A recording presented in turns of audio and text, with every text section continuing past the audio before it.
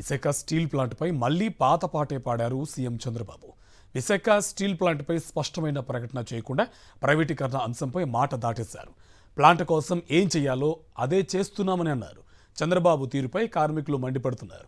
Steel ప్లాంట్పై స్పష్టమైన ప్రకటన చేయాలని డిమాండ్ చేస్తున్నారు. స్టీల్ ప్లాంట్పై ఇచ్చిన మాటను చంద్రబాబు నిలబెట్టుకోవాలని కోరుతున్నారు. మాట తప్పితే కూటమి ప్రభుత్వానికి తగిన బుద్ధి చెప్పేందుకు సిద్ధమవుతున్నారు కార్మికులు. ఇదే అంశం సంబంధించి పూర్తి సమాచారం మా కరెస్పాండెంట్ నాయుడు మనకి లైవ్లో డీటెయిల్స్ అందిస్తారు. నాయుడు, ఈ స్టీల్ ప్లాంట్ పైన కూటమి ప్రభుత్వం మళ్ళీ పాతపాటే పాడుతూ వస్తుంది. ఎప్పటికప్పుడు స్పష్టమైన హామీ అయితే ఇవ్వట్లేదు కార్మికులకు. పూర్తి సమాచారం ఏంటి?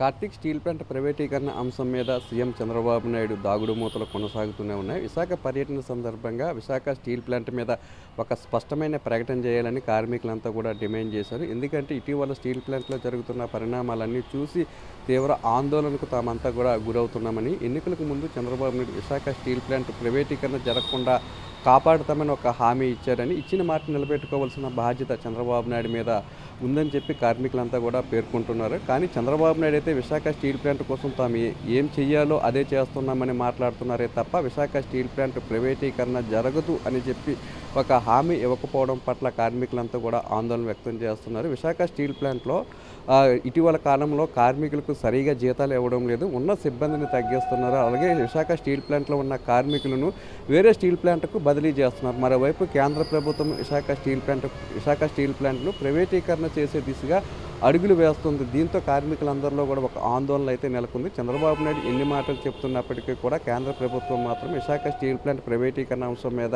వెనక్కి తగ్గే పరిస్థితి లేదు. కాబట్టి చంద్రబాబు నాయుడు విశాఖ పర్యటనకు వచ్చిన సమయంలో విశాఖ స్టీల్ ప్లాంట్ మీద ఒక స్పష్టమైన ప్రకటన చేయాలి. విశాఖ స్టీల్ ప్లాంట్ ప్రైవేటీకరణ జరగదు, ఒక హామీని కార్మికులకు ఇవ్వాలని చెప్పి కార్మికులంతా డిమాండ్ చేసినప్పటికీ కూడా చంద్రబాబు నాయుడు ఎప్పట్లాగే పాతపాటనే పాడారు. విశాఖ స్టీల్ ప్లాంట్ కోసము తాను చేయాల్సింది చేస్తున్నానని చెప్పి మాట దాటవేశారే తప్పితే విశాఖ స్టీల్ ప్లాంట్ ప్రైవేటీకరణ జరగదు అని చెప్పి కార్మికులకు ఒక హామీని అయితే ఇవ్వలేకపోయారు. చంద్రబాబు నాయుడు చేసిన ప్రకటన మీద కార్మికులంతా కూడా తీవ్రమైన అసంతృప్తిని వ్యక్తం చేస్తున్నారు. ఎన్నికలకు ముందు తమ దగ్గరకు వచ్చి విశాఖ స్టీల్ ప్లాంట్ను కాపాడుతామని చెప్పి ఒక హామీ ఇచ్చారు.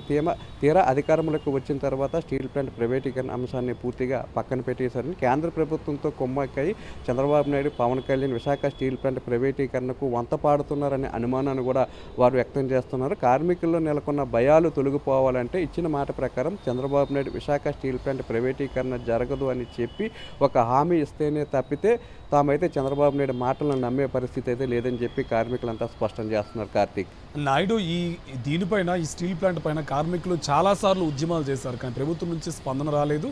At the same time next కార్మికుల యాక్షన్ కార్యాచరణ ఎలా ఉండే అవకాశం? ఇప్పటికే అనేక రూపాల్లో స్టీల్ ప్లాంట్ ఉద్యమాన్ని ముందుకు కొనసాగిస్తున్నారు.